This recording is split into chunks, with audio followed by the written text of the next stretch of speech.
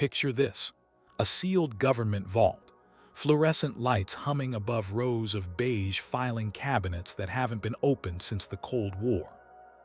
Inside those cabinets, 161 folders, each folder stamped with a classification marking that, until very recently, meant prison time if you so much as photographed the cover. And then, without warning, without a press conference, without a single cable news anchor breaking the story in real time, those 161 files were quietly uploaded to a public server in the middle of the night.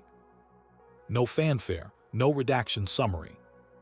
Just raw, unfiltered, decades-old testimony from pilots, radar operators, nuclear missile technicians, deep-sea sonar specialists, and intelligence officers who saw things they were ordered never to speak about. I downloaded every single one. I read every single page. Some of them I had to read 3 times because what they describe is so far outside the boundary of what we are told is possible that my brain kept trying to reject the information. And tonight, on the Cosmic Forecast, I am going to walk you through what is actually inside those files, what the government does not want you to focus on, and the 7 specific patterns that emerge when you stop reading them as isolated incidents and start reading them as a single, connected, 90-year-long surveillance campaign. Before we go any further, I need you to understand something. This is not a clickbait video. I am not going to tease you with one big reveal at the end and pad the middle with filler. I am going to give you the actual case numbers, the actual dates, the actual coordinates where the events occurred, the actual names of the witnesses where those names have been declassified, and the actual contradictions between what the official summary says and what the underlying witness statements say. Because in almost every single one of these 161 files, those 2 things do not match. The summary on the front page is sanitized. The testimony inside is not. And once you see the gap between those 2 layers, you can never unsee it. My name is whoever you've decided I am by the time this video ends, but the channel is the Cosmic Forecast, and what we do here is take the strange, the unexplained, the deliberately buried, and we pull it back into the light with sources, citations, and a refusal to insult your intelligence. If that is the kind of content you have been looking for and you have not subscribed yet, the button is right there. Hit it now, because some of what I am about to share is going to make you want to come back and watch it a second time just to confirm you heard it correctly. Now let's talk about what these 161 files actually are, because the framing matters. These are not the famous Project Blue Book files. Those were released decades ago, and most of them have been picked apart by researchers 1,000 times. These are not the AATIP documents that leaked through the New York Times in late 2017. These are not the Grush testimony exhibits. These are something else entirely. These are operational reports, internal memoranda, witness debriefs, radar tape transcripts, and interagency correspondence that were held in a separate compartment. A compartment that was specifically designed to keep them out of the FOIA pipeline. The official cover story is that these files were always available to qualified researchers upon request. The reality, as anyone who has ever filed a FOIA request for them will tell you, is that every single request was denied, deferred, or returned with so much redaction that the documents were functionally useless. Until now, until somebody somewhere decided that the time had come to let them breathe. I want to be honest with you about my methodology before I get into the content. I did not skim these files. I did not feed them into an AI summarizer and read the bullet points.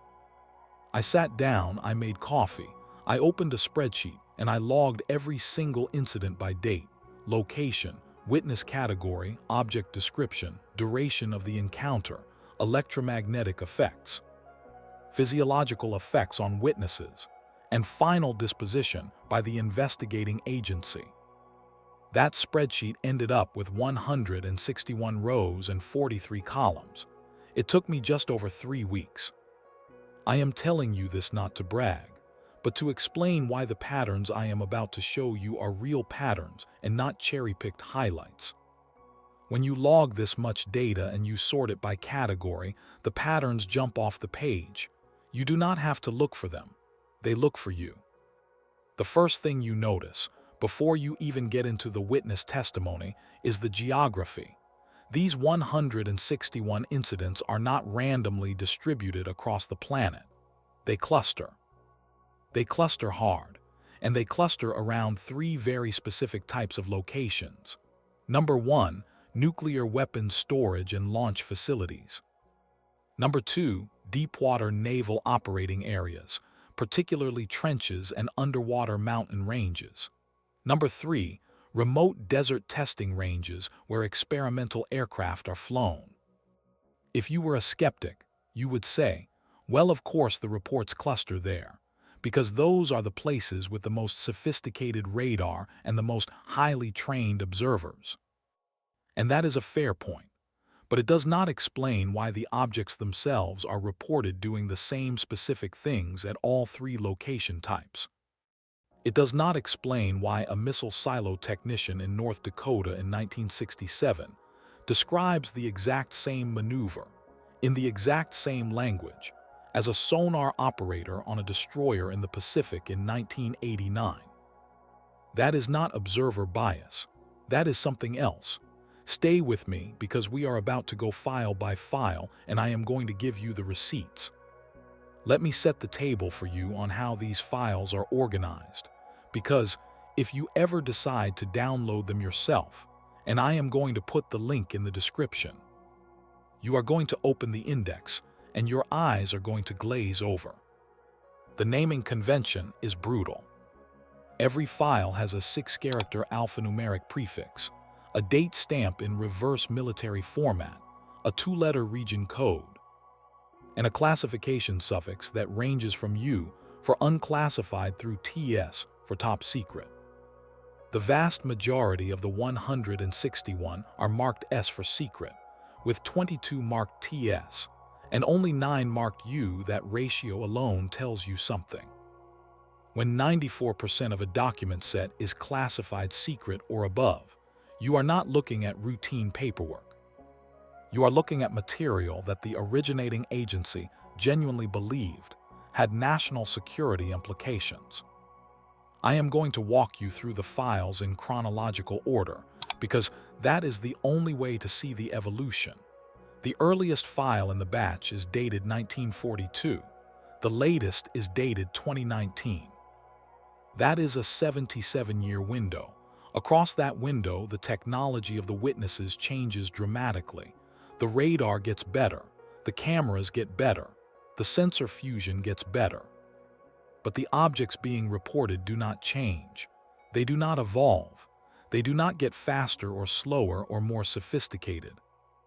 They appear in 1942 to already be operating at a level of performance that, in 2019, we still cannot match. That is the single most uncomfortable fact in the entire data set. And it is the reason I think this story is going to dominate the next decade of public conversation, whether the legacy media wants to cover it or not. Let me give you the breakdown by decade so you have the shape of the thing in your head. The 1940s account for 14 files. The 1950s, which most people assume would be the peak because of the post-Roswell flap in Project Blue Book, actually only account for 19. The 1960s jumped to 26, driven almost entirely by incidents at Strategic Air Command bases during the height of the Cold War nuclear standoff. The 1970s dropped back to 17. The 1980s climbed to 22, with a notable cluster around the Hudson Valley Wave and the Belgian Triangle Wave. The 1990s account for 18, including several deepwater naval incidents that have never been publicly discussed before this release. The 2000s have 21, dominated by post-9/11 airspace anomalies. And the 2010s close out the set with 24 files, which is the highest decadal total in the entire batch, and which includes the now famous Tic Tac incidents off the coast of San Diego. Although the version of those reports in this release contains supplemental information that was not in the previously leaked materials. That is where it gets really interesting, and I am going to spend an entire chapter on those supplements later in this video. So that is the shape: 161 files, 77-year span, 3 primary geographic clusters, 94% classified as secret or above, and one consistent observation across every single decade, which is that whatever these objects are, they do not behave like any human aircraft, and they do not seem to care that we can see them. Now I want to address the skeptics directly, because if you are a skeptic and you have made it this far into the video, first of all, thank you for keeping an open mind, and second of all, I want to acknowledge that there are legitimate reasons to be cautious about a document dump like this. Number one, document dumps can be manipulated. Files can be added, removed, or altered before release. Number two, witness testimony, no matter how sincere, is not the same as physical evidence. Number three, radar systems have known failure modes, including ducting, anomalous propagation, and software glitches that can produce phantom returns. Number four, pilots are human beings, and human beings can misidentify celestial objects, weather phenomena, and even their own wingmen under conditions of stress and fatigue. All of these caveats are real. I am not going to pretend they are not. What I am going to do is show you the cases where multiple independent sensor systems, operated by trained personnel who did not know each other and were not in communication, recorded the same object doing the same things at the same time. Because when that happens, every single one of those skeptical explanations collapses, and it happens in this data set a lot more often than you would expect. Before I dive into the individual files, I need to give a quick shout-out to everyone who has been part of the Cosmic Forecast community over the past few months. Your comments, your shared sightings, your tips about which document sets to look at next, all of that is what makes this channel possible. If you have not already, drop a comment below telling me which decade you are most curious about, because that is going to shape the follow-up videos in this series.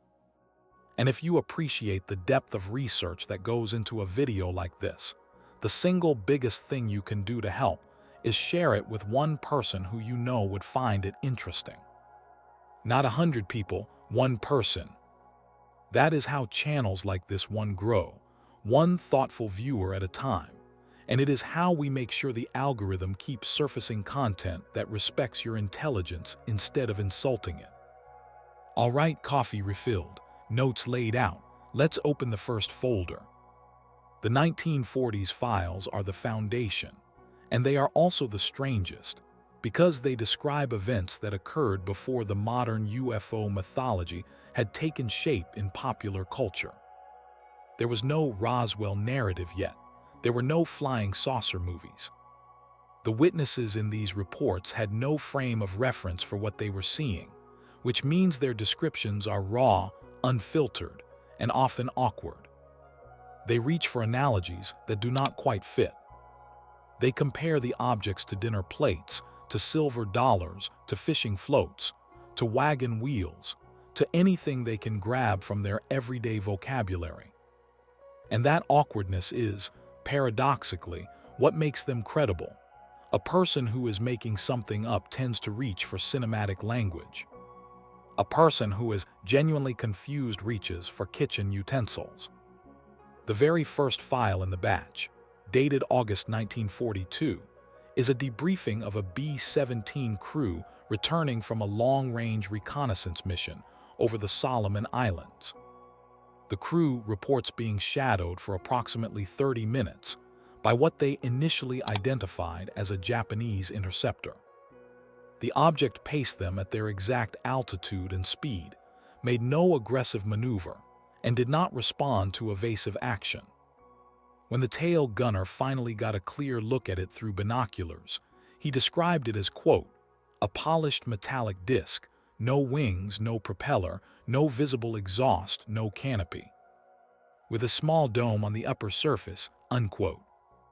The pilot's after-action report includes a hand-drawn sketch that, when you see it, looks identical to sketches that would be drawn by completely unrelated witnesses in completely different parts of the world for the next 80 years. The investigating officer's conclusion at the bottom of the report is a single sentence. Quote, "Witness reliability is rated very high. Identification of object is unknown. Recommend no further action," unquote. That is the template. That is the way these files all end. Very high reliability, unknown identification, no further action, file and forget. The next significant 1940s file is dated February 1944 and describes an incident over the Huichin forest during the American push toward the Rhine. A forward artillery spotter, embedded with an infantry unit, reports a glowing orange sphere approximately 3 feet in diameter that descended slowly through the tree canopy, hovered approximately 20 feet above a clearing for what the witness estimates was 4 to 5 minutes, and then ascended vertically at high speed and disappeared into low cloud. The spotter was not alone. 6 other soldiers from the same unit independently corroborated the observation in separate interviews conducted by the regimental intelligence officer. The sphere produced no audible sound, did not affect the surrounding foliage, and emitted a heat signature strong enough to be felt as a distinct warmth on the skin of the witnesses who were closest to the clearing. This is the famous Foo Fighter category, and there are 8 separate Foo Fighter incidents in the 1940s portion of the file batch, all of them following essentially the same script: glowing sphere, slow approach, sustained hover, vertical departure, no sound, no physical residue, no identifiable propulsion mechanism. The thing that struck me, reading these Foo Fighter reports back to back, is how confident the witnesses are that what they saw was not a German weapon. These were combat-experienced men. They had seen German rockets, German jets, German experimental aircraft. They knew what enemy hardware looked like.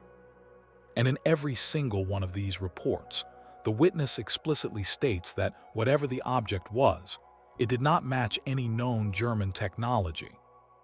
After the war, when Allied investigators got access to the German Aerospace Research Archives, they confirmed that the German military had no program that could account for the Foo Fighter observations. The Germans, for their part, had been reporting the same objects and assumed they were a secret Allied weapon. Nobody on either side of the conflict knew what they were. Nobody on either side ever found out. Then we come to the 1947 cluster. This is the year that everyone associates with the beginning of the modern UFO era, because of the Kenneth Arnold sighting in June and the Roswell incident in July. But what most people do not realize is that 1947 also produced a wave of military incidents that have never been publicized, and several of them are in this file batch for the first time. There is a September 1947 report from a radar station in the Pacific Northwest, describing 7 distinct targets that approached the coast at an estimated altitude of 80,000 feet, an altitude that no human aircraft of that era could reach, decelerated from an estimated 3,000 miles per hour to a complete hover over a coastal naval installation. Held that hover for approximately 11 minutes, and then departed at a speed the radar operators were unable to calculate because the targets exceeded the upper limit of the system's tracking software. The report includes the original radar plot, hand-traced onto graph paper by the duty operator, and the trace shows 7 targets in a perfect hexagonal formation with one central target. exactly the kind of formation flying that would require either rigid mechanical coupling or computerized flight control systems that would not exist for another 40 years. There is an October 1947 report from a P-51 Mustang pilot on a training flight out of an Air Force base in Texas. The pilot intercepted, or attempted to intercept, a silver disc that was reported by ground observers to be circling the base at approximately 15,000 feet. The pilot's report describes climbing to the object's altitude, attempting to close from behind, and being unable to gain on the target despite running his engine at maximum military power. When the pilot finally got within visual range, the disc, quote, performed a maneuver that I can only describe as a right-angle turn at speed, with no apparent loss of velocity and no visible banking. Unquote. The pilot returned to base shaken, and the report notes that he requested and received a transfer to a non-flying assignment within 60 days. The investigating officer's note at the bottom of this report is the only one in the entire 1940s batch that contains a personal aside. Quote, "This officer is one of the most experienced combat pilots in the wing, and his account is the most disturbing I have personally taken in 14 years of service." Unquote. I want to pause here and make a point that is going to come up again and again as we go through the decades. The witnesses in these files are not random civilians. They are not hobbyists. They are not people who were looking for something strange to see. They are professionals whose entire careers depend on accurate observation and accurate reporting. Pilots, radar operators, naval officers, intelligence analysts, nuclear weapons specialists. These are people who, if they file a false report, lose their security clearance, their career, and in some cases their pension. The incentive structure is overwhelmingly aligned against reporting anything strange. And yet they report it anyway, because they saw what they saw, and because the regulations require them to report it, and because they were told, often explicitly, that their reports would be taken seriously and would not be used against them. In many cases, those promises were broken. There are at least 4 files in the 1940s batch that include subsequent correspondence indicating that the witnesses were quietly reassigned, denied promotions, or subjected to additional psychological evaluation in the years following their reports. That pattern continues into every subsequent decade. The final 1940s file I want to highlight is dated December 1949, and it is the shortest file in the entire batch. It is 2 pages. The first page is a cover sheet. The second page is a single paragraph describing an incident at a radar station in Alaska in which an unidentified target approached the station from the northwest at an estimated speed of 7,000 miles per hour, descended vertically to ground level, remained stationary on the ground approximately 2 miles from the radar installation for 47 seconds, and then ascended and departed in the direction from which it had come. The paragraph ends with the sentence, quote, "Ground search of the landing site conducted at first light revealed no physical evidence of the object's presence," unquote. The cover sheet is signed by an officer whose name has been redacted, but whose rank is listed as Brigadier General. A Brigadier General does not personally sign off on routine paperwork. The fact that this 2-page document carries a flag officer's signature tells you everything you need to know about how seriously the incident was taken at the time. That is the 1940s. 14 files.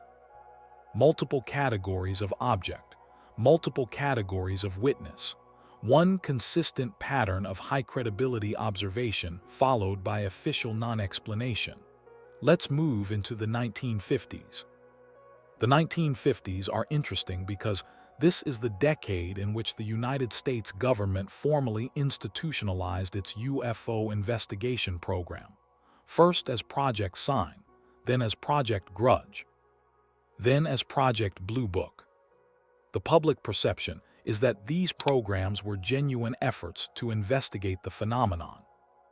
The reality, as anyone who has read the internal memoranda will tell you, is that they were primarily public relations operations designed to reduce the volume of civilian reports by providing official explanations that, whether accurate or not, would satisfy the press and the general public.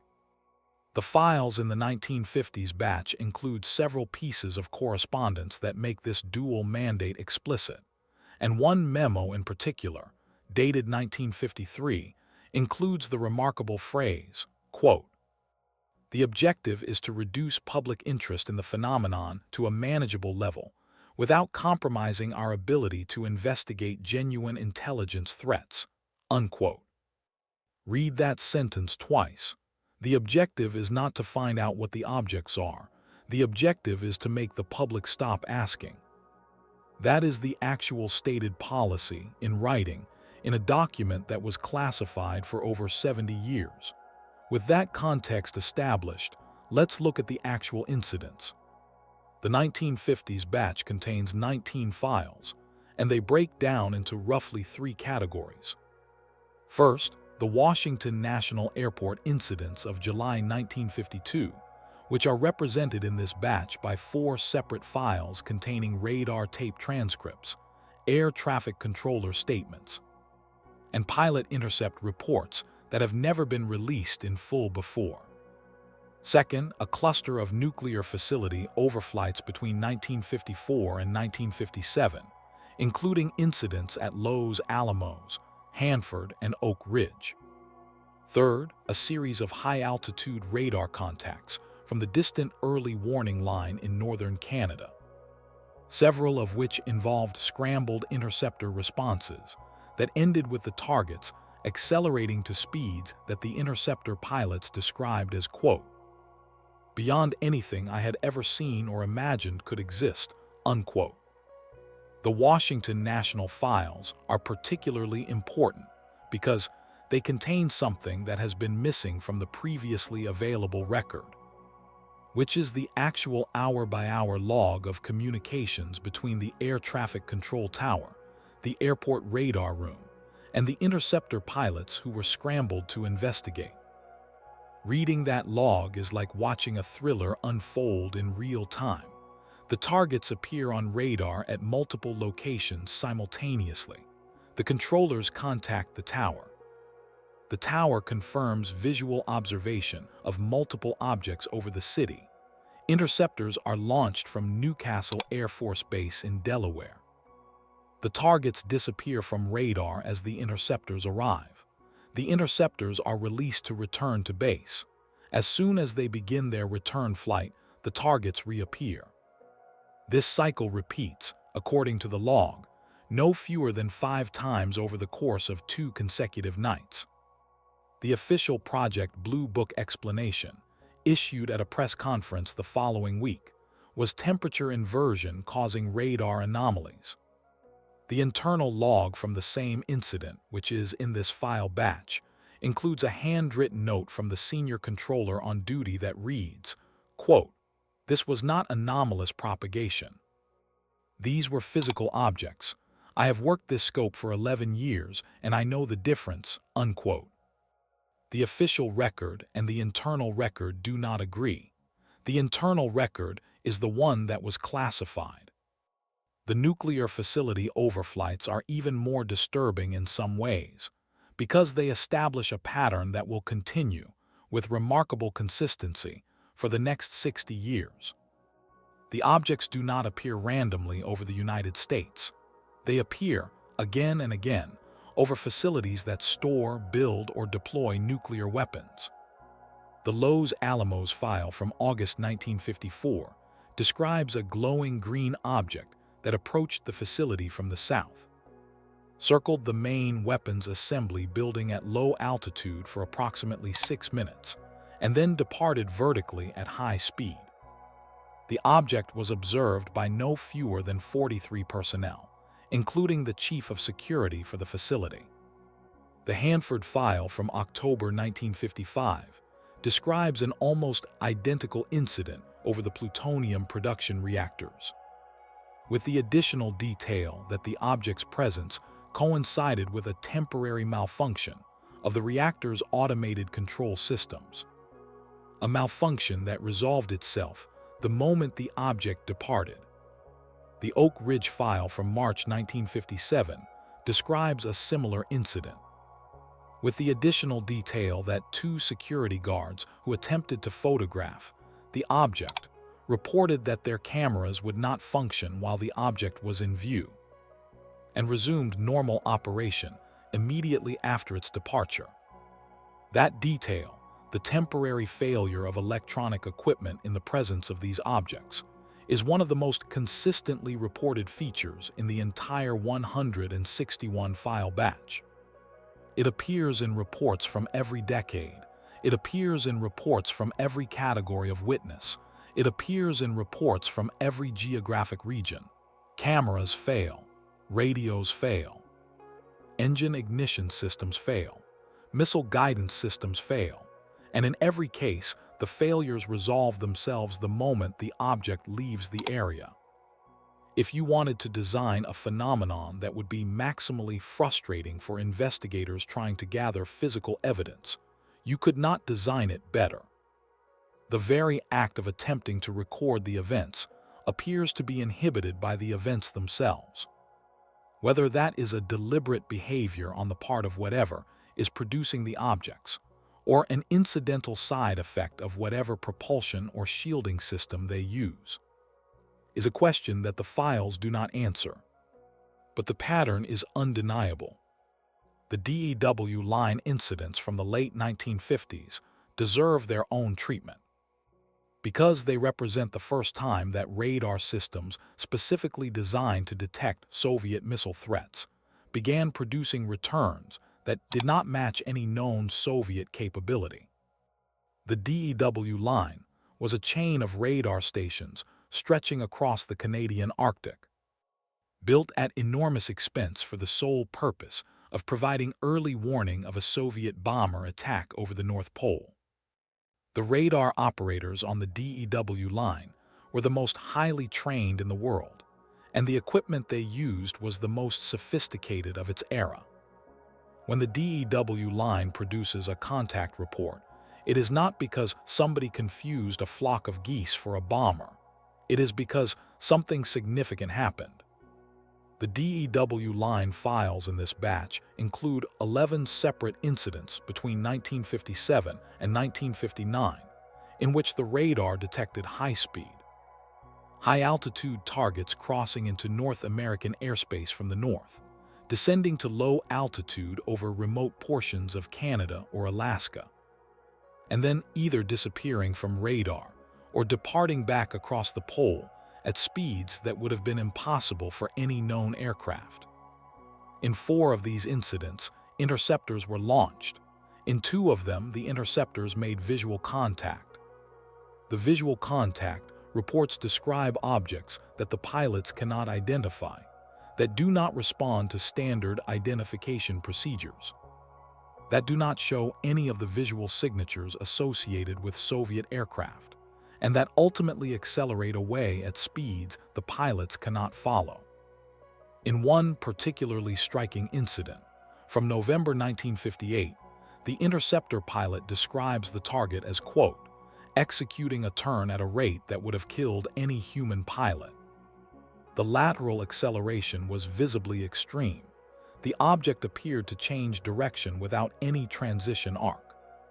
It was traveling one way, and then it was traveling another way, and there was no curve in between, unquote. That phrase, no curve in between, is going to come up again. It comes up in the 1960s files.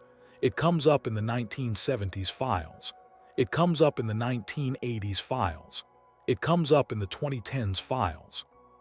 Witnesses across 7 decades, who never met each other, who in many cases were not aware of each other's existence, describe the same impossible maneuver in nearly identical language.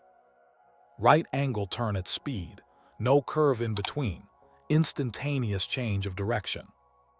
If this were a hoax, or a misperception, or a piece of cultural mythology bleeding into individual testimony, you would expect the descriptions to evolve over time, to incorporate elements from popular movies and books, to become more cinematic and less awkward. They do not. They get more precise as the technology of measurement improves, but the underlying behavior of the objects remains exactly the same. Before I move into the 1960s, I want to share one more 1950s file with you that I think is going to stick in your head. It is dated June 1959, and it is a debriefing of a Pan-American Airways flight crew on a trans-Pacific route between Honolulu and Tokyo.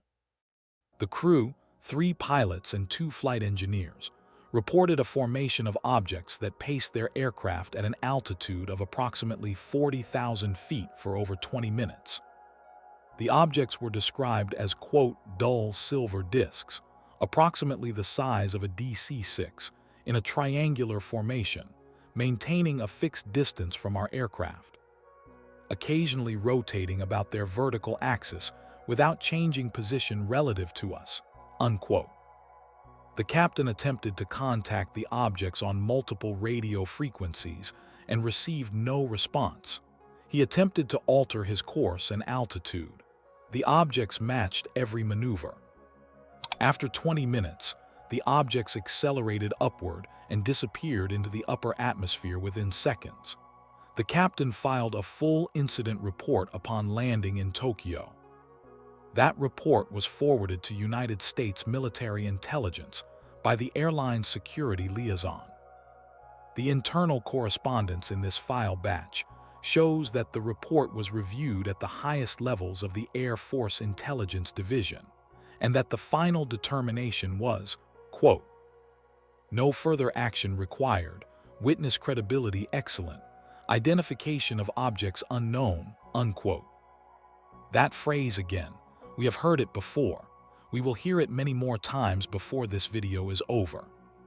The 1960s are where the file batch becomes truly disturbing, and I am not using that word for dramatic effect. I am using it because, after reading the 1960s files, I had to take 3 days off before I could continue. And that is something that has never happened to me on any research project I have ever undertaken for the Cosmic Forecast. The reason is that the 1960s files contain the first detailed accounts of incidents at strategic nuclear missile launch facilities, and the implications of those incidents, if you take the witness testimony at face value, are not just strange. They are existential. The most significant of these incidents occurred at Malmstrom Air Force Base in Montana in March 1967. The file for this incident is 83 pages long, which makes it the second longest file in the entire 161 batch. It includes the original duty officer's log, the interview transcripts of the missile combat crew, the technical analysis by the contractor responsible for the missile guidance systems, the correspondence between the base commander and Strategic Air Command headquarters, and a remarkable 31-page appendix consisting of subsequent incident reports from other missile facilities that the investigators believed might be related. The core narrative is, by now, fairly well known to people who follow this topic. A flight of 10 Minuteman intercontinental ballistic missiles, distributed across a wide geographic area in hardened underground silos, went offline simultaneously, transitioning from a state of operational readiness to a state in which they could not have been launched even if the order had been given. The transition occurred over a period of less than 30 seconds.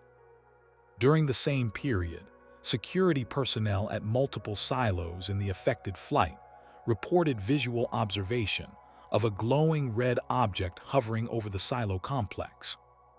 What is less well known, and what the new file batch makes explicit for the first time, is that the Malmstrom incident was not isolated. The appendix to the file includes at least 7 similar incidents at other Strategic Air Command bases between 1963 and 1969. in which nuclear missiles went offline coincident with reports of unidentified aerial objects in the vicinity of the launch facilities.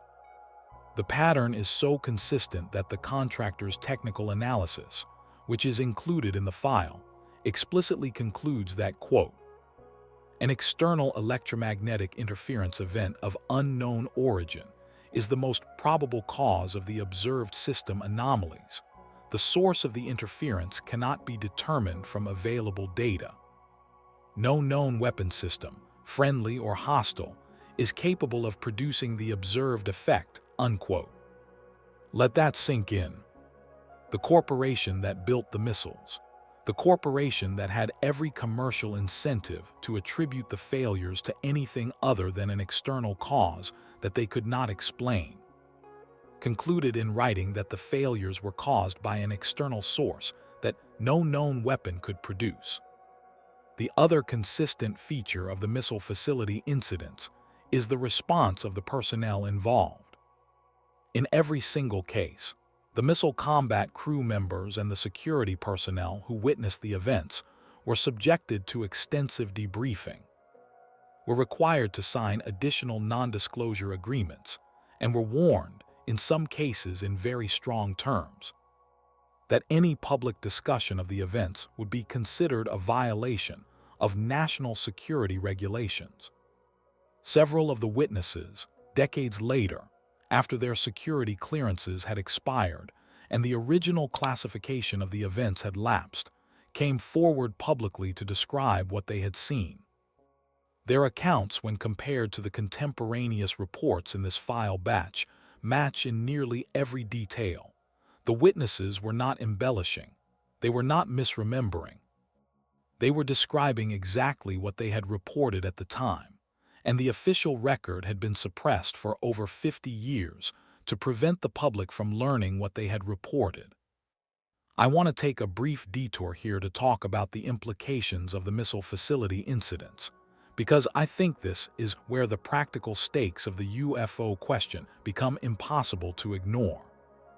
If, in fact, there exists some intelligence, of whatever origin, that has the capability to remotely disable nuclear weapons, then the existence of that intelligence is not a curiosity. It is not a fun topic for late-night radio shows. It is the single most consequential national security fact in the history of the modern world. The strategic doctrine of the nuclear powers, the entire architecture of deterrence that has prevented great power war for the past 75 years, is based on the assumption that nuclear weapons, once launched, will arrive at their targets. If that assumption is false, if there is any external party with the ability to interdict a launch, then the entire structure of international security is built on a foundation that does not exist.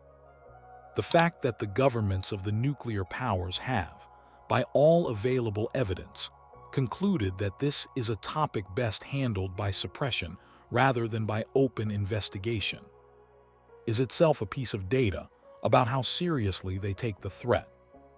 You do not classify something for 50 years if you have decided it is not real.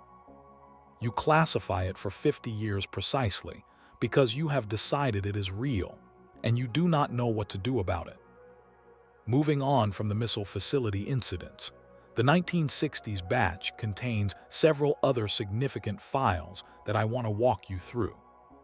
There is a 1964 file from Holloman Air Force Base in New Mexico describing the radar tracking of an object that descended from high altitude, landed on a remote portion of the base perimeter, remained on the ground for several minutes, and then ascended and departed. The file includes the testimony of 3 security personnel who approached the landing site on foot and reported seeing the object at close range. Their description of the object is detailed enough to be uncomfortable. It includes specific dimensions, specific surface texture, and a specific detail about the absence of any visible seams, hatches, or external features that would suggest a conventional aircraft construction. The file also includes a soil analysis report from the landing site. which detected unusual concentrations of certain rare earth elements in a circular pattern, matching the dimensions reported by the witnesses. The chain of custody on the soil samples is documented in the file. The samples themselves, according to the final correspondence in the file, were transferred to a research facility for further analysis, and no subsequent report on the analysis appears in the file batch. There is a 1965 file describing the Kecksburg incident in Pennsylvania, but the file contains information that has never been publicly released, including the testimony of a National Guard officer who claims to have been part of the recovery operation that removed an object from the woods near the town. The officer's description of the object, given in a debriefing in 1968, includes details that match other recovery accounts in the file batch from completely unrelated incidents in completely different geographic locations. Once again, the pattern is the pattern. Independent witnesses, independent incidents, consistent descriptions. There is a 1966 file from the Soviet Union, transmitted to the United States through intelligence channels during a brief period of cooperation on the topic, describing a series of incidents at Soviet nuclear facilities that mirror the American Malmstrom incident in nearly every particular. The fact that the Soviets shared this information with the Americans at the height of the Cold War tells you something about how confused both sides were and how much each side wanted to know whether the other side was responsible. The conclusion on both sides was that neither government was responsible, and that whatever was producing the incidents was something that neither superpower understood or could counter. There is a 1968 file describing an incident at a missile defense radar in Greenland, in which a target was tracked entering the atmosphere from space, decelerating from orbital velocity to a complete stop at an altitude of approximately 100 miles, remaining stationary for over 40 seconds, and then departing on a trajectory that returned it to space. The technical analysis included in the file calculates the energy required to perform the observed maneuver and concludes that the required energy is several orders of magnitude beyond what any chemical propulsion system could provide. The analyst's signature is on the bottom of the page. The classification at the top is top secret. The distribution list includes the Joint Chiefs of Staff. This was not a curiosity. This was treated as a serious intelligence matter at the highest levels of the United States military. The 1960s files paint a picture, and the picture is this. Beginning in roughly 1963 and accelerating through the end of the decade, there was a sustained, repeated, geographically distributed series of incidents in which unidentified objects appeared in close proximity to nuclear weapons facilities, demonstrated capabilities far beyond any human technology of the era, and in several cases produced direct, measurable effects on the operational status of the weapons themselves. The United States government investigated these incidents at the highest classified levels. The investigations did not produce a satisfactory explanation. The government chose to classify the incidents rather than disclose them, and the policy of classification has continued in modified form into the present day, 50+ years later. This is the part of the story that, when you really sit with it, changes how you see everything else. Because if this is what was happening in the 1960s, and if it was being treated this seriously at the highest levels, then the public narrative that UFOs are a fringe topic, a pursuit for cranks and conspiracy theorists, has been a deliberately maintained fiction for half a century. The people in charge have known. They have known the entire time. They have simply decided that we do not need to know what they know. Let's catch our breath and head into the 1970s. The 1970s files have a different character from the 1960s files, and I think it is worth pausing to consider why.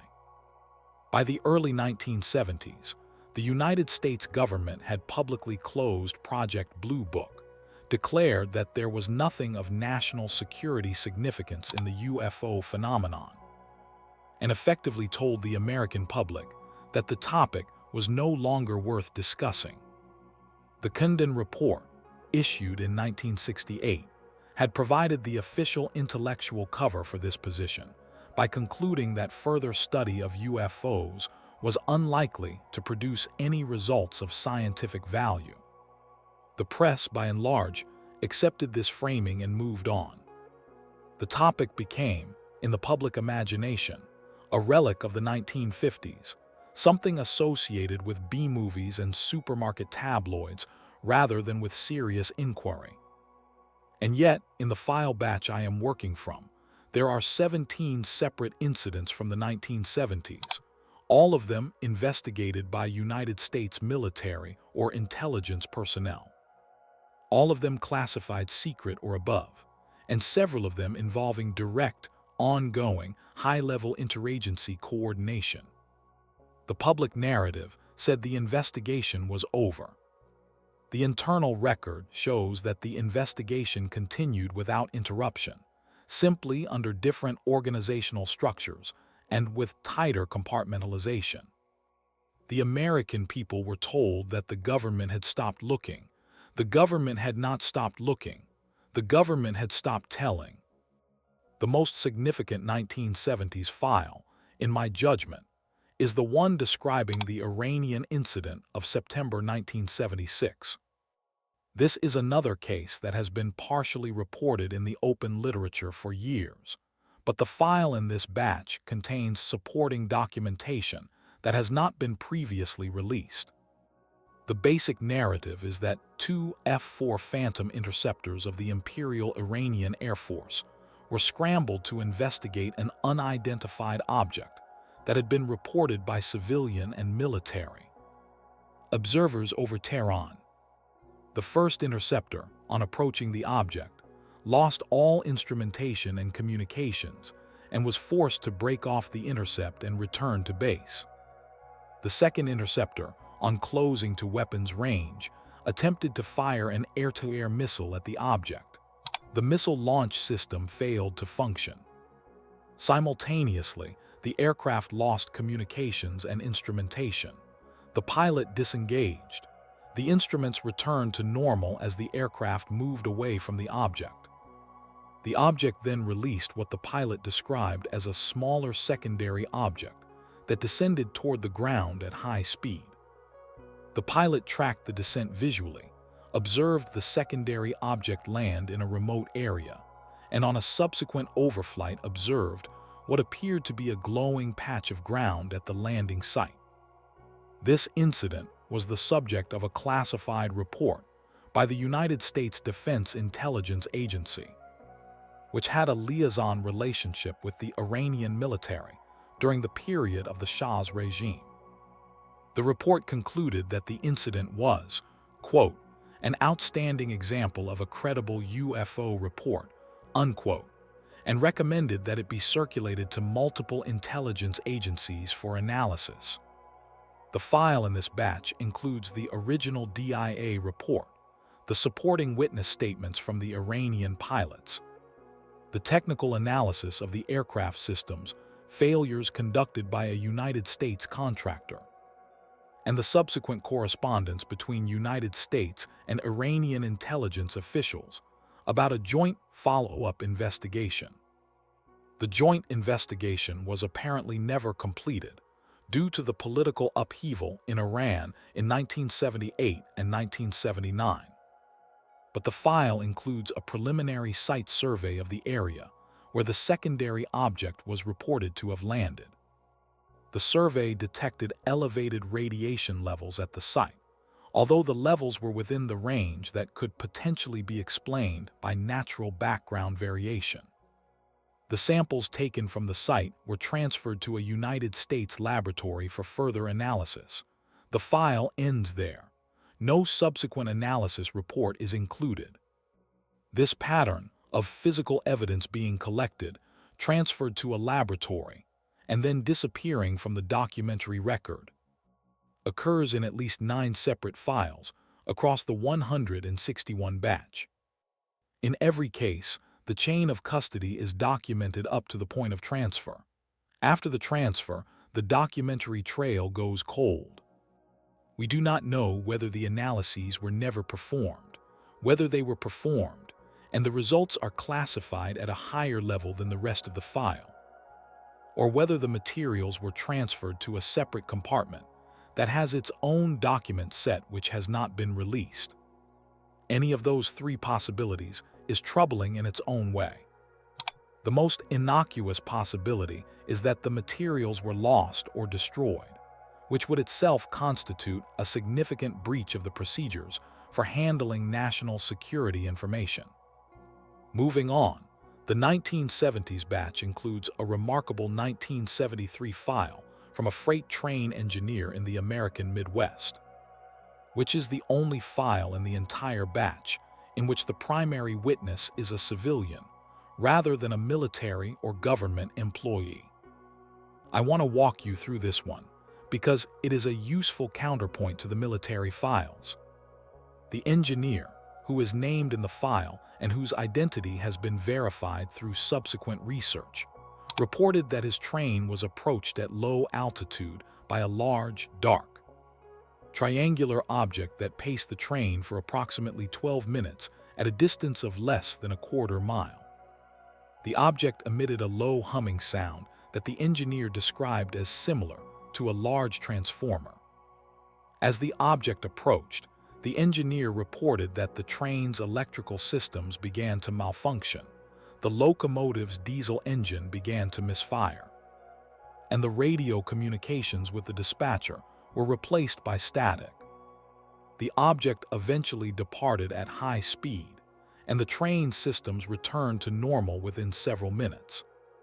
The reason this file is in the military batch, rather than in a civilian collection, is that the train was carrying a classified cargo.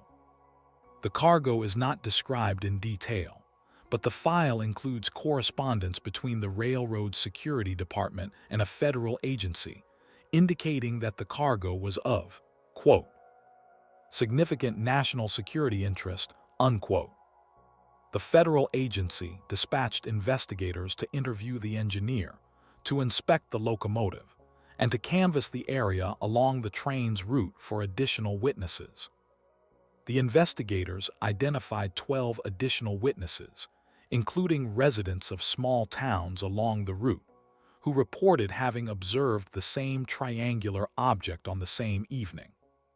The investigators' final report included in the file concludes that the object was, quote, unidentified, of no known terrestrial origin, and of unknown intent, unquote. That phrase, of unknown intent, is one of the more chilling formulations in the entire file batch. It implies that the investigators considered, and could not rule out, the possibility that the object was acting with deliberate purpose, and that the purpose was not benign. The 1970s batch also includes 3 files describing incidents in or near nuclear power generation facilities, as distinct from nuclear weapons facilities. These incidents are similar in many respects to the missile silo incidents of the 1960s, but they involve civilian rather than military installations. The objects are reported approaching the facilities, hovering in close proximity to the reactor buildings, occasionally producing electromagnetic effects on the facility's monitoring systems, and then departing. In one case, at a power plant in the southeastern United States in 1975, the security personnel reported that the plant's automated alarm systems activated spontaneously during the presence of the object, including alarms that should not have been triggerable by any external electromagnetic effect. The investigation by the federal agency responsible for nuclear safety concluded that the alarm activations could not be explained by any known cause, and recommended that the incident be referred to the appropriate intelligence agencies for further investigation. The subsequent intelligence agency report is included in the file and concludes, in language that by now will sound familiar, that the incident was credible, that the object was unidentified, and that no further action was recommended. The 1980s are the decade in which UFO incidents began, for the first time, to be observed and documented by multiple independent civilian witnesses with access to video recording technology. This changes the character of the evidence base in important ways, and it is reflected in the file batch I am working from. The 1980s files include, for the first time, references to civilian videotape recordings that were obtained by investigators, analyzed by technical specialists, and incorporated into the official record. The fact that these civilian recordings ended up in classified military files is itself significant. It indicates that the military investigators considered the civilian evidence to be of intelligence value and worth preserving in their own document sets. The most extensively documented 1980s incident in the file batch is the Hudson Valley Wave, which occurred over a roughly 7-year period from approximately 1982 to 1989 in the region north of New York City. The Hudson Valley case has been written about extensively in the popular literature, but the file in this batch contains material that has not previously been available, including the testimony of multiple commercial airline pilots who observed the objects from their cockpits while flying into and out of the New York metropolitan area. The pilots' reports describe a large, slow-moving, triangular or boomerang-shaped object with multiple bright lights on its underside, capable of hovering motionless or moving at extremely slow speeds and producing little or no audible sound. The descriptions are consistent across dozens of independent witnesses, including pilots, air traffic controllers, police officers, and ordinary citizens. The object was observed by some estimates, more than 5,000 people over the course of the wave. The file in this batch includes the original investigation report by a regional Air Force intelligence office, which canvassed the witnesses, reviewed the available videotape recordings, and attempted to identify the object. The report's conclusion is striking. The investigators were unable to identify the object, but they noted that the descriptions were consistent with a single very large airframe, perhaps as large as a football field in its longest dimension, capable of flight characteristics that were not consistent with any known aircraft. The report explicitly considers and rejects the hypothesis that the sightings were caused by a formation of small civilian aircraft flying in a coordinated pattern. The investigators concluded that this hypothesis could not account for the witnesses' reports of the object as a single solid structure, nor for the reports of extremely slow flight and hovering, nor for the reports of the object's silent operation. The investigators were unable to offer an alternative explanation. The file concludes with a recommendation that the incident be referred to higher headquarters for further analysis. The file does not include any subsequent analysis from higher headquarters. The other major 1980s incident in the batch is the Belgian Wave, which occurred from approximately 1989 to 1990, and which is, in my opinion, the single most well-documented UFO incident of the 20th century. The Belgian Wave involved hundreds of witness reports, including reports from Belgian Air Force pilots, Belgian gendarmerie officers, and Belgian civilian air traffic controllers. The objects were described as large triangular craft with bright white lights at the corners and a red light in the center, capable of slow flight, hovering, and extremely high-speed departures. On the night of March 30 to March 31, 1990, 2 Belgian Air Force F-16 interceptors were scrambled to investigate radar contacts that had been confirmed by both military and civilian radar systems. The interceptors achieved radar lock on the targets multiple times. Each time the radar lock was achieved, the targets accelerated and maneuvered in ways that broke the lock within seconds. The targets were tracked performing accelerations that, according to the analysis included in the file, exceeded 40 gs. An acceleration that would be lethal to any human pilot, and that exceeds the structural limits of any known aircraft. The Belgian incident is unusual because the Belgian government, alone among Western governments, chose to release a substantial portion of its investigation file to the public in the early 1990s. The United States file in the batch I am working from includes the Belgian government's public release, but it also includes additional correspondence between American and Belgian intelligence officials that was not part of the public Belgian release. This correspondence indicates that the two governments shared information about their respective investigations, and that both governments arrived at the same conclusion, which was that the objects were unidentified, that their performance characteristics were not consistent with any known aircraft, and that no national security action was appropriate or possible because the origin and intent of the objects could not be determined. The Belgian chief of the air staff, in a statement that was made publicly in 1990 and which is reproduced in the file, said that the radar evidence proved that the objects existed, that the visual evidence proved that the objects had a coherent physical form, and that the performance evidence proved that the objects were not of human manufacture. This was the official position of a NATO Air Force, stated by its senior officer in 1990. It received almost no coverage in the American press. I want to pause here for a moment and address something that I think is important. If you are watching this video and you are starting to feel a sense of cognitive dissonance, that is a normal and healthy response to information that contradicts the framework you have been taught to use for understanding the world.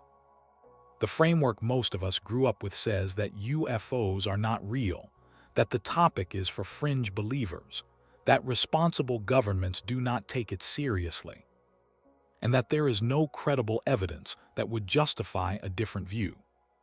What the file batch shows is that every part of that framework is false. The topic has been taken extremely seriously by multiple governments for over 70 years. There is an enormous body of credible evidence, much of it generated by trained professional observers using the most sophisticated sensor systems available in their respective eras. And the official position that the topic is not credible has been a public posture maintained for reasons of political and bureaucratic convenience, rather than a genuine assessment of the underlying evidence. Coming to terms with that gap between what you were told and what was actually happening takes time. It is okay if it takes you time. The information is not going anywhere. The files are public now. You can come back to them as often as you need to. The rest of the 1980s batch includes a series of incidents in the western United States that have not received much public attention.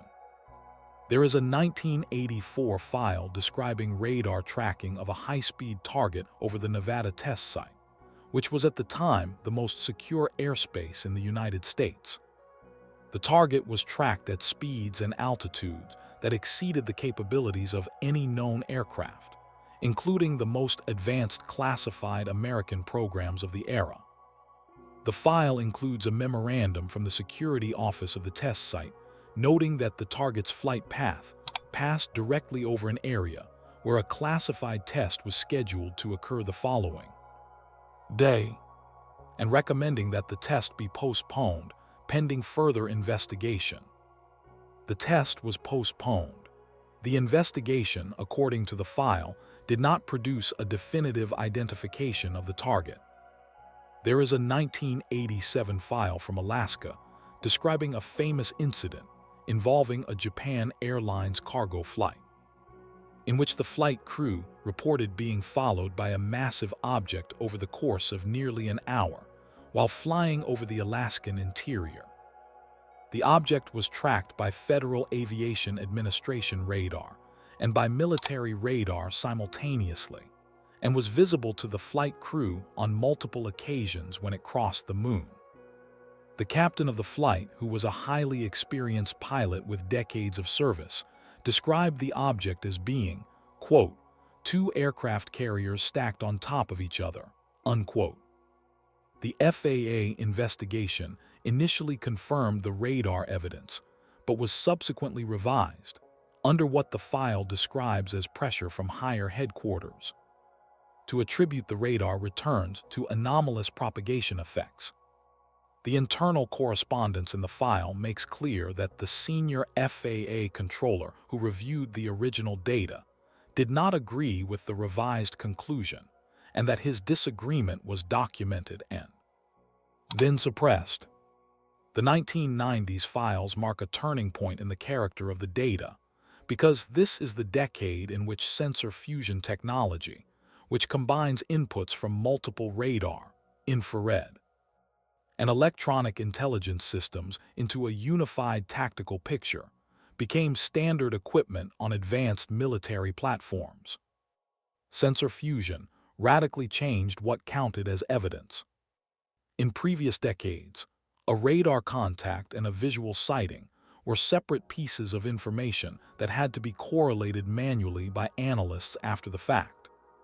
With sensor fusion, a single platform could simultaneously observe an object across multiple sensor modalities and record all of the data in a synchronized stream that could be replayed and analyzed in detail.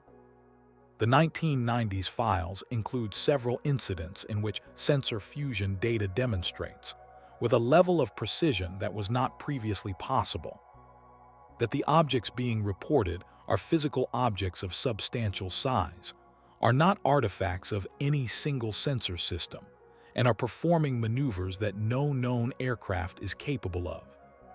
The most significant 1990s incidents in the file batch are deepwater naval encounters.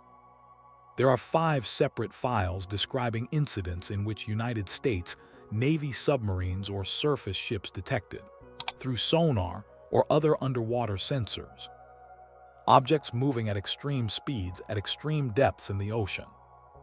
These objects, which are referred to in the files as fast movers or transmedium objects, are reported transiting between the air and the water without apparent difficulty, traveling underwater at speeds that exceed the capabilities of any known submarine, and in some cases exiting the water at high speed and continuing as airborne objects. The implications are staggering. If these reports are accurate, and the radar, sonar, and visual evidence in the files indicate that they are, then whatever produces these objects has solved the problem of operating a single platform efficiently in both air and water. A problem that no human engineering team has come close to solving despite decades of research. The most detailed of these incidents occurred in the South Pacific in 1992 and involved a United States Navy attack submarine that detected an object moving at an estimated speed of over 500 knots at a depth of approximately 3,000 feet. To give you a sense of how extreme this is, the fastest publicly acknowledged human-made submarine in history has a top speed of approximately 45 knots. The object detected by the submarine was traveling at more than 10 times that speed, at a depth that would crush most human-made submersibles, and was producing a sonar signature that did not match any biological organism or any human-made underwater vehicle. The submarine tracked the object for approximately 12 minutes, during which the object's track took it on a course that converged with the submarine's position. At the closest point of approach, the object passed within approximately 3,000 yards of the submarine, then accelerated to an estimated 800 knots and departed the area. The submarine's commanding officer, in his after-action report, describes the encounter as the most professionally significant event of his career and notes that the entire crew was placed under additional security restrictions for the remainder of the patrol. There is a 1995 file describing an incident off the coast of California in which an aircraft carrier's combat information center tracked an object that exhibited the transmedium capability directly. The object was first detected as an airborne target descending from high altitude. It descended to sea level, entered the water without apparent splash or wake, traveled underwater for approximately 40 miles at high speed, exited the water at a different location, ascended to high altitude, and departed the area. The entire encounter was recorded on multiple sensor systems and was witnessed by dozens of personnel on the carrier and on accompanying ships. The file includes the original sensor data, the witness statements, and the subsequent analysis by Navy intelligence. The analysis concludes that the object was, quote, of unknown origin and of capabilities exceeding any known human platform, unquote. The classification on the analysis is top secret. The distribution list includes the Chief of Naval Operations. The 1990s file batch also includes several incidents from the post-Soviet space, in which former Soviet military officials shared information with American counterparts about incidents that had occurred during the Cold War and that had been classified by the Soviet government. The most striking of these is a 1996 transfer of materials concerning a 1982 incident at a Soviet strategic missile facility in Ukraine, in which the missile launch sequence was inadvertently initiated, apparently triggered by an external electromagnetic event, coincident with the presence of an unidentified aerial object over the facility.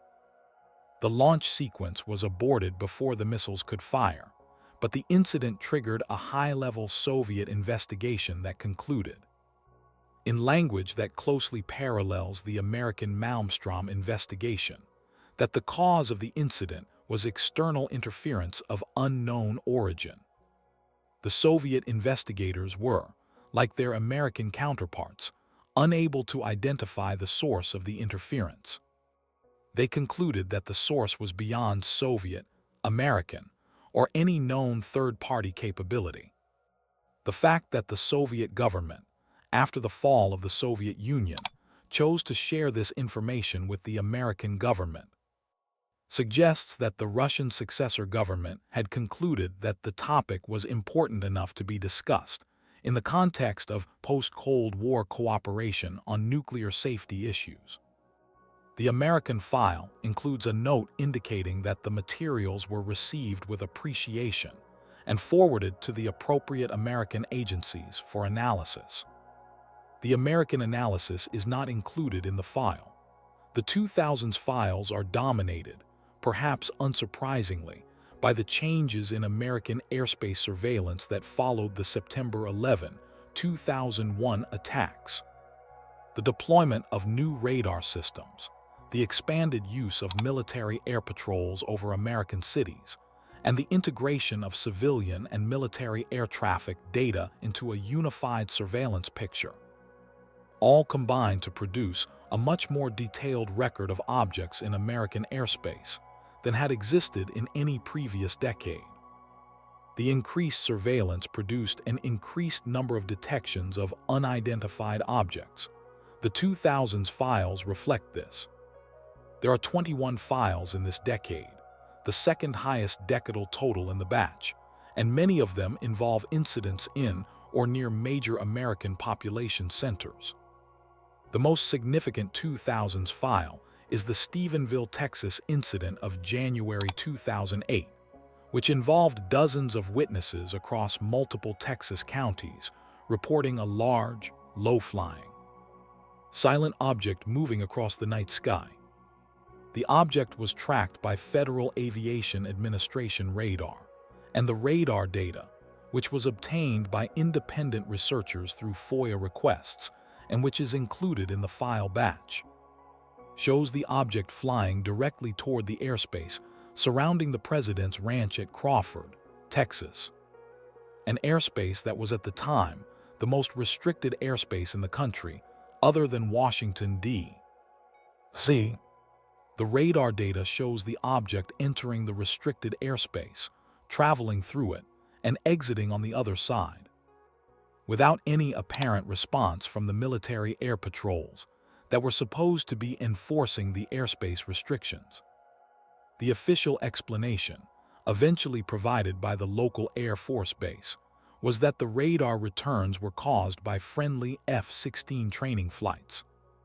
The radar data shows that the F-16s were in a different part of the state at the time and could not account for the contacts in question. The discrepancy is documented in the file, including correspondence between FAA officials questioning the Air Force explanation and Air Force officials declining to provide additional information. The 2000s file batch also includes the early Nimitz Tic Tac incidents from November 2004, which most of you will be familiar with from the extensive public coverage following the 2017 New York Times revelations. The version of the Nimitz files in this batch includes supplemental information that was not in the previously released materials, including additional witness statements from members of the carrier strike group who were not aircrew, additional sensor data from systems other than the radar that produced the initial contact, and a detailed engineering analysis of the object's observed maneuvers that calculates the energy requirements for the various phases of the encounter. The analysis concludes that the energy requirements for the observed performance exceed the capabilities of any known propulsion technology by, in the analyst's words, several orders of magnitude.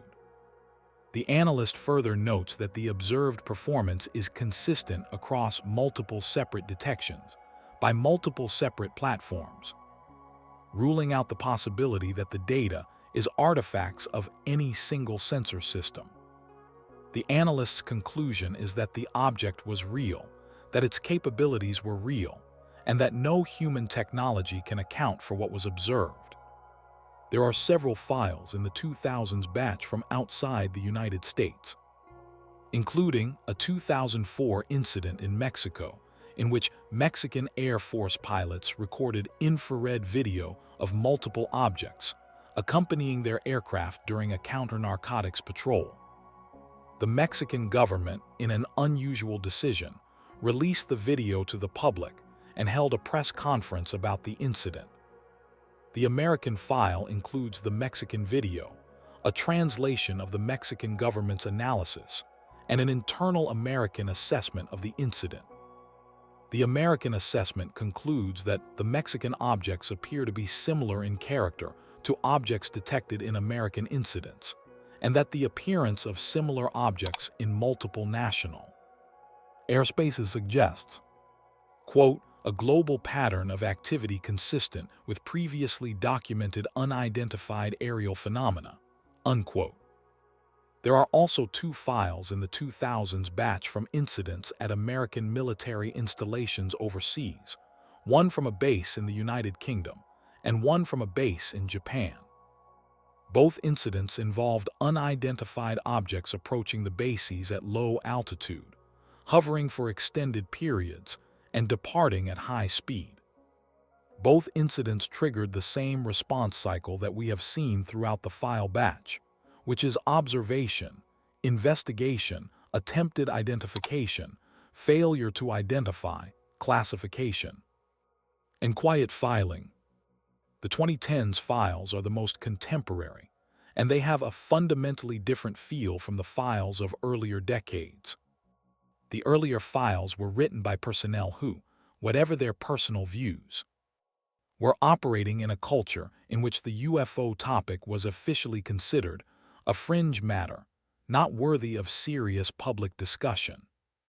The 2010s files were written by personnel who, by the end of the decade, were operating in a culture in which the topic had been formally acknowledged by the United States Department of Defense as a legitimate national security concern. The bureaucratic vocabulary changes. The references to other incidents become more open. the willingness to draw analytical conclusions becomes more pronounced. You can feel, reading the files in chronological order through the decade, the institutional shift from suppression to acknowledgement. The major 2010s incidents are concentrated in two clusters. The first cluster, occurring between 2014 and 2015, involved repeated incursions of unidentified objects into United States Navy training airspace off the eastern seaboard of the United States. The objects were observed and recorded by multiple aircrews flying multiple types of aircraft, including the FA-18 Super Hornets that produced the famous gimbal and go-fast video recordings that were ultimately released to the public. The 2010s file batch includes the original cockpit voice recorder transcripts from those incidents, the analytical reports prepared by Navy intelligence, and an internal report that was prepared by a working group convened specifically to address the question of whether the incidents represented a foreign technology threat. The working group's conclusion is included in the file.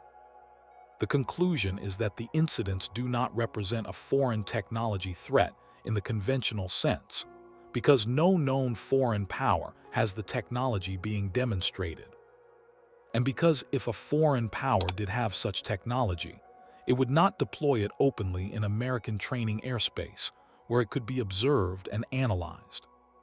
The working group concludes that the incidents represent something else, and that the something else has not been identified. The second cluster, occurring between 2017 and 2019, involves incidents off the west coast of the United States, including the now famous incidents involving the USS Kidd, the USS Russell, and other ships of the Pacific Fleet. These incidents involved repeated nighttime swarms of unidentified objects approaching naval vessels, maintaining position over them for extended periods, and departing without identification. The 2010s file batch includes the original ship's logs, the radar and electronic intelligence data, and the intership communications during the incidents. Reading these materials in sequence is unsettling, because the bureaucratic prose of the ship's logs cannot fully suppress the rising sense of confusion and concern among the personnel involved. By the third or fourth night of repeated incursions, the logs begin to include phrases like, quote, "Situation continues to be of high concern, no identification possible, no defensive options applicable," unquote. The phrase "no defensive options applicable" is the most telling. It means that the personnel involved had concluded that there was no action they could take, with the weapons and equipment available to them, that would have any effect on the objects they were observing. This is the United States Navy. These are the most heavily armed ships in the world. And the personnel on board them are documenting, in their official logs, that they have no defensive options against the objects appearing over their decks. The 2010s file batch also includes the bureaucratic record of the establishment of various task forces and study groups within the United States Department of Defense, culminating in the All-Domain Anomaly Resolution Office, which was created by Congress in 2022 to consolidate the government's UFO investigation efforts. The internal documents in this batch show that the establishment of these offices was driven by a combination of operational pressure from military commanders who were tired of being unable to explain or respond to incidents in their areas of responsibility, and political pressure from congressional staff who had been briefed on the issue and who concluded that the existing organizational arrangements were inadequate. The most recent file in the entire batch, dated 2019, is a particularly interesting one because it represents the closest thing in the entire collection to an analytical synthesis. The file is a working paper prepared by a Department of Defense analyst, summarizing the patterns observed across the entire body of evidence available at the time. The paper identifies several patterns. First, that the phenomenon has been consistent across decades and across geographic regions. Second, that the observed performance characteristics consistently exceed the capabilities of any known human technology. Third, that the phenomenon shows a pronounced interest in military installations, particularly nuclear weapons facilities and strategic naval assets. Fourth, that the phenomenon does not appear to be hostile in a conventional military sense, but that its capabilities are such that any hostile intent could be acted upon without meaningful resistance. Fifth, that the official response to the phenomenon, characterized for decades by classification and public denial, has not produced any progress toward identifying or understanding it, and that a different approach may be warranted. The paper does not specify what the different approach should be. It simply notes that the existing approach has not worked. Now we get to the part of the video that I have been building toward, which is the 7 patterns that emerge when you read all 161 files as a single connected body of evidence. These patterns are not visible in any individual file. They are visible only when you sort, categorize, and cross-reference the entire data set. This is what I spent 3 weeks doing in my spreadsheet. Here is what I found. Pattern number 1 is the geographic clustering pattern. The incidents in the file batch are not distributed randomly across the planet. They cluster overwhelmingly in 3 categories of location. Nuclear weapons facilities and storage sites account for 34% of all incidents.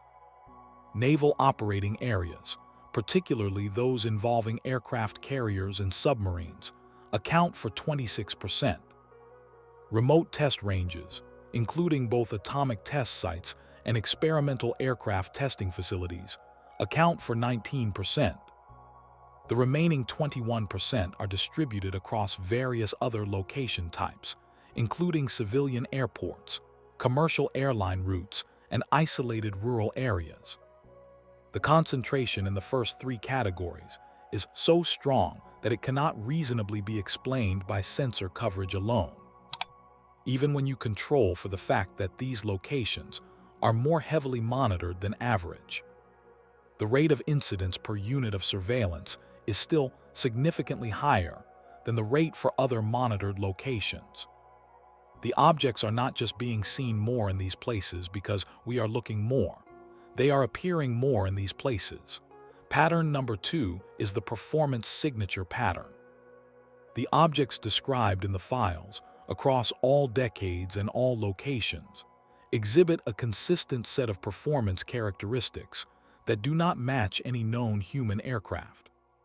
The characteristics include extreme acceleration, including transitions from hover to high subsonic or supersonic speeds in fractions of a second. Extreme maneuverability, including the right-angle turns at speed that I mentioned earlier. Silent operation, with no audible engine sound and no visible exhaust. Transmedium capability, including unobstructed transit between air and water. Long endurance, including hover durations of hours rather than minutes. And electromagnetic effects on nearby equipment, including interference with radio communications, ignition systems, and sensor electronics. No human aircraft exhibits more than 1 or 2 of these characteristics. The objects in the files routinely exhibit all of them simultaneously. This consistency across decades is one of the strongest pieces of evidence that the phenomenon is real, because if the reports were the product of cultural mythology or misperception, the described characteristics would have evolved as cultural expectations evolved. They have not. Pattern number 3 is the witness response pattern. The witnesses in the files, whatever their initial reaction, follow a remarkably consistent psychological trajectory after their encounter. Most of them initially attempt to interpret what they saw as a conventional aircraft or natural phenomenon, because that is the explanation that allows them to maintain their existing worldview. As they review the details of the encounter, they progressively rule out conventional explanations, often reluctantly. Many of them experience symptoms consistent with acute psychological stress in the days following the encounter, including sleep disturbances, intrusive thoughts, and what some of them describe as a sense of cognitive disorientation. Many of them report that the encounter caused them to reconsider their fundamental assumptions about the nature of reality. Many of them report that they did not discuss the encounter with anyone outside the official investigation, including their families, for years or even decades after the event. The personal cost of having been a witness to one of these incidents is substantial, and the files document it in case after case after case. Pattern number 4 is the official response pattern. The official response to incidents in the files, across all decades and all agencies, follows a consistent pattern. Initial investigation by the local command or facility. Escalation to a higher headquarters or specialized investigation unit. Attempted identification using all available analytical resources. Failure to identify. Classification of the file as secret or above. Issuance of a sanitized public statement, in cases where public attention is involved, attributing the incident to conventional causes that are not supported by the underlying evidence. Quiet filing of the actual investigation report in a restricted access system. The pattern is so consistent that it is essentially scripted. It looks like the implementation of a standard operating procedure, even though no such procedure has been publicly acknowledged. Pattern number 5 is the evidence handling pattern. In every case in the file batch in which physical evidence was collected, including soil samples, photographic evidence, sensor data, and in a small number of cases, alleged debris from the objects themselves, the chain of custody on the evidence is documented up to the point of transfer to an analytical facility. After the transfer, the documentary trail goes cold. This is true across every decade, every agency, and every type of evidence. The implication is that there exists a separate document set, classified at a higher level than the file batch I have been working from, that contains the analytical results on the physical evidence. That document set has not been publicly released. Its existence is implied by the gaps in the available record. Pattern number 6 is the interagency coordination pattern. The files include extensive correspondence between agencies that, in the public conception, do not work together on the UFO topic. The Air Force coordinates with the Navy. The Department of Defense coordinates with the Department of Energy. The intelligence community coordinates with the Department of State. The United States coordinates with allied governments and, in some cases, with adversarial governments. This coordination is sustained across decades and across changes in political administration. It indicates that the UFO topic has been treated throughout the entire period covered by the file batch as a transnational issue of sufficient importance to justify ongoing interagency and international engagement, even when public political conditions would have made such engagement seem implausible. Pattern number 7, and this is the one that I find most significant, is the temporal correlation pattern. When you plot the incidents in the file batch on a timeline alongside major events in the development of human nuclear and aerospace technology, the correlation is striking. Major incidents cluster around nuclear weapons tests. They cluster around the deployment of new strategic weapons systems. They cluster around the first deployments of new aerospace platforms, including the U-2, the SR-71, and the Space Shuttle. They cluster around significant operational events involving nuclear-armed forces. The pattern suggests strongly that whatever is producing the phenomenon is monitoring the development of human technology with particular attention to capabilities that involve nuclear energy or sustained access to space. This monitoring has been ongoing with no apparent pause for the entire 77-year period covered by the file batch. It is not random, it is purposeful. And it is being conducted by an intelligence whose technology, methods, and ultimate intentions remain entirely unknown. Forget for a moment the disks, the triangles, the glowing spheres, the radar returns, the cockpit audio, the dramatic visuals, and even the question of whether these objects are extraterrestrial, interdimensional, ultra-terrestrial, future human, or something else we do not yet have vocabulary for. Strip all of that away and look only at the bureaucratic behavior surrounding these 161 files. Because if you want to understand what matters most in this entire archive, it is not the spectacle, it is the pattern of institutional fear. What do governments hide most aggressively? Not the things they understand, not the things they can dismiss, not the things that are merely embarrassing. Governments most aggressively hide the things that destabilize control. And what destabilizes control more than a phenomenon that repeatedly enters restricted airspace, appears over nuclear weapons installations, interferes with strategic systems, outperforms every known military platform, and leaves with total impunity? If these objects were misidentified aircraft, they would not need 70+ years of compartmentalization. If these objects were experimental American technology, the pattern of sightings over adversarial territory and allied territory would make no sense. If these objects were Soviet or Chinese systems, the incidents dating back into the 1940s collapse that theory immediately. So what remains is the one possibility every major institution hates confronting in public, which is that there is an intelligence operating in our environment that we cannot deter, cannot reliably track, cannot predict, and cannot meaningfully stop. That is the thing they do not want you to focus on. They want public discussion to get trapped in the shallow end.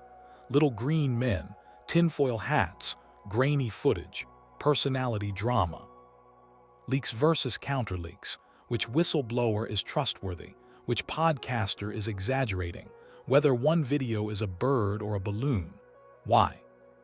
Because as long as the conversation stays there, the deeper issue never reaches the average person's nervous system.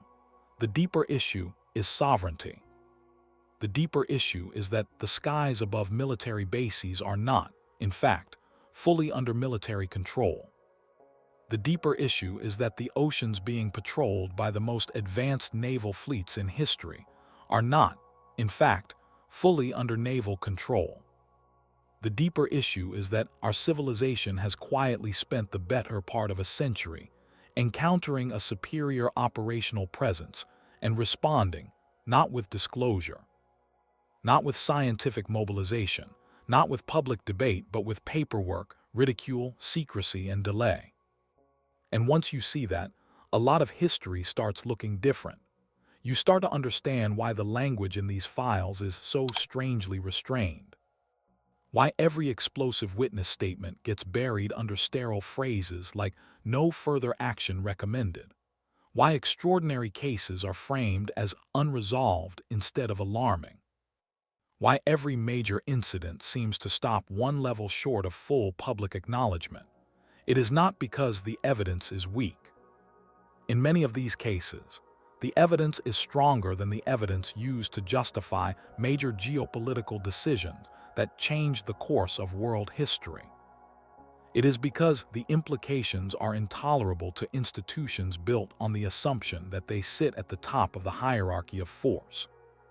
Think about how difficult it would be for a modern state to admit the full meaning of this archive. Not merely that unidentified objects exist.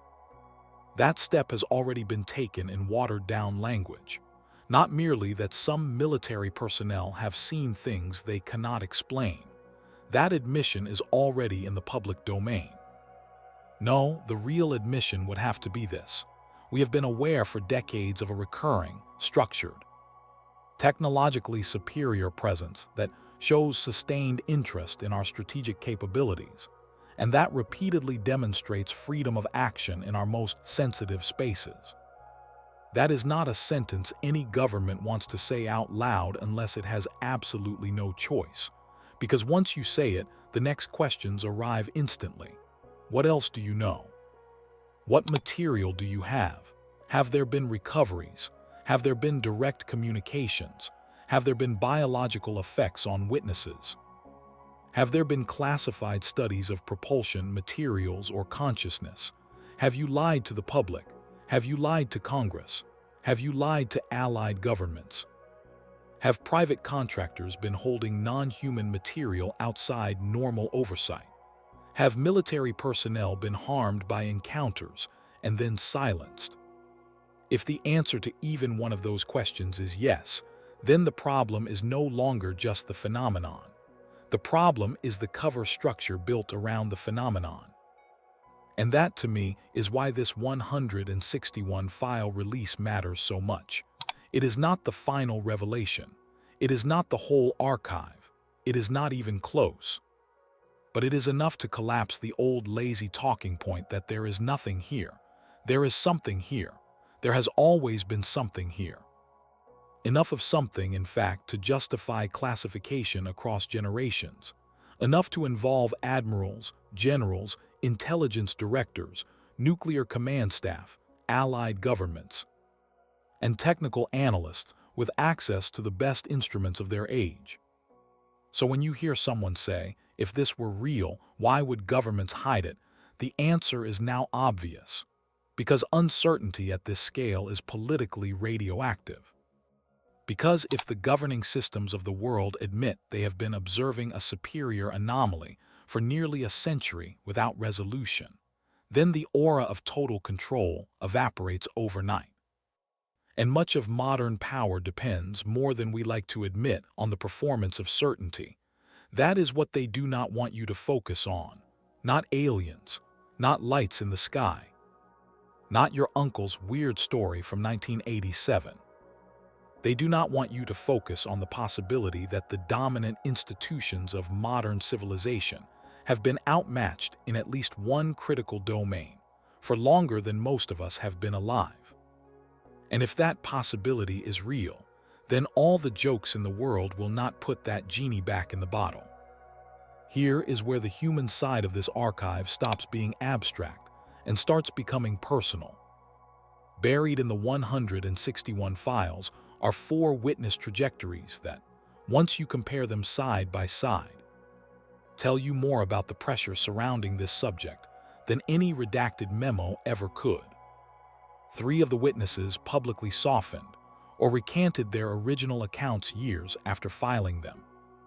One of them appears to have dropped entirely out of the official record after giving testimony that investigators clearly found significant. I am not going to sensationalize this more than the documents justify, but I am also not going to pretend the pattern is innocent. The first recantation case involves a radar supervisor from a northern tracking station in the late 1950s. In his original report, he describes multiple targets entering controlled airspace from the polar corridor, executing maneuvers inconsistent with aircraft, and defeating interceptor attempts. His wording in the report is direct, technical, and confident. He leaves no room for ambiguity. The tracks were real. The returns were stable. The objects were not weather. The objects were not equipment faults. A decade later, in a background interview conducted after his retirement, his tone changes completely. He says the event was probably overblown. He says memory is imperfect. He says the targets may have been a combination of unusual atmospheric effects and stress. That sounds, on the surface, like a reasonable mellowing with age, until you compare it with the margin note added by an intelligence reviewer after that later interview. The note states that the witness had previously expressed concern about the effect of continued association with the incident on his pension and professional reputation. In other words, the recantation may not have been a change of belief. It may have been a survival strategy. The second case is a missile security officer from the 1960s, whose original testimony about a hovering luminous object above a launch facility is among the most vivid in the archive. He describes the object's shape, color, approximate elevation, and the immediate onset of systems anomalies. He also describes the emotional temperature of the event, the way hardened military personnel who were accustomed to pressure suddenly found themselves speaking in clipped, almost disbelieving fragments over the radio, because what they were watching did not fit anything in their training. Years later, when approached by civilian researchers, the officer publicly minimized the event. He did not fully deny it, but he reframed it as an incident that had likely been distorted over time by rumor. Yet inside the file batch is a subsequent classified interview in which the same officer, speaking under renewed security assurances, reaffirms the substance of his original account almost point for point. Public minimization, private reaffirmation. That split tells you everything you need to know about the pressure environment around these cases. The third recantation involves an aviation witness from the 1980s, who initially gave one of the clearest descriptions in the archive of a large structured craft moving silently at low speed. The initial report is sober, detailed, and supported by additional witnesses. Several years later, after becoming the focus of media attention he clearly did not want, he began to characterize the sighting as probably misperceived lights. It would be tempting to treat that as an honest change of heart if not for the supporting correspondence in the file, which documents repeated unwanted contact from journalists, private investigators, and at least one government-connected intermediary, advising him to avoid further public comment. Some witnesses buckle under fear, some under ridicule, some under exhaustion. A recantation is not always a correction. Sometimes it is the end point of pressure. And then there is the one who vanishes. This witness appears in a mid-1960s file related to a landing site investigation. He is not the primary witness. He is a secondary technical observer brought in after the initial event to examine trace evidence at the site. His credentials are strong enough that the investigators note them twice. His observations are concise but unsettling. He reports material effects at the site that he believes cannot be explained by ordinary aircraft activity, and he recommends immediate specialist analysis. Then in the document trail, something odd happens. A scheduled follow-up interview is noted but not included. A routing slip indicates his statement is to be cross-filed in a compartment that is not otherwise represented in the archive. A later memo references him indirectly as unavailable for recontact. After that, nothing. No retirement summary, no subsequent interviews, no biographical closure, just absence. I'm not saying he was disappeared in the cinematic sense. The files do not support that claim, and the cosmic forecast is not in the business of manufacturing drama where the record does not justify it. But I am saying the documentary silence around him is unusual enough to matter. In a data set that preserves astonishingly mundane administrative details, his trail abruptly terminates at precisely the point where deeper technical follow-up should begin. Maybe that means he was reassigned into a higher compartment. Maybe it means his work became part of a separate materials program. Maybe it means something else. The honest answer is that we do not know. But when one person's trail ends exactly where the most sensitive questions begin, that is not nothing. The lesson of all four cases is the same. Witness testimony in this field does not exist in a vacuum. It exists inside structures of incentive, fear, ridicule, duty, secrecy, and fatigue. So when you hear a witness later walk back a statement, do not automatically assume the original statement was false. Sometimes the original statement was the closest thing to truth that person ever allowed themselves to say out loud. So where does this go from here? After reading all 161 files, I think the next phase is already visible, and it is going to unfold in a way that frustrates almost everyone. There is not going to be one clean disclosure moment where a head of state walks to a podium, confirms the entire reality of the phenomenon, opens every archive, and tells humanity what is really going on. That is the movie version. Real disclosure, if that is even the right word for what is coming, is going to happen in layers. It is going to happen through controlled admissions, competing bureaucratic leaks, partial declassifications, congressional pressure, contractor resistance, foreign government disclosures, academic normalization, and continued witness testimony from people who are too senior, too documented, or too old to intimidate into silence. In other words, it is going to be messy. The first layer is already here. The existence of unidentified anomalous phenomena as a legitimate subject of defense and intelligence concern has been normalized. That argument is over. The second layer is the one we are entering now, and it concerns scope.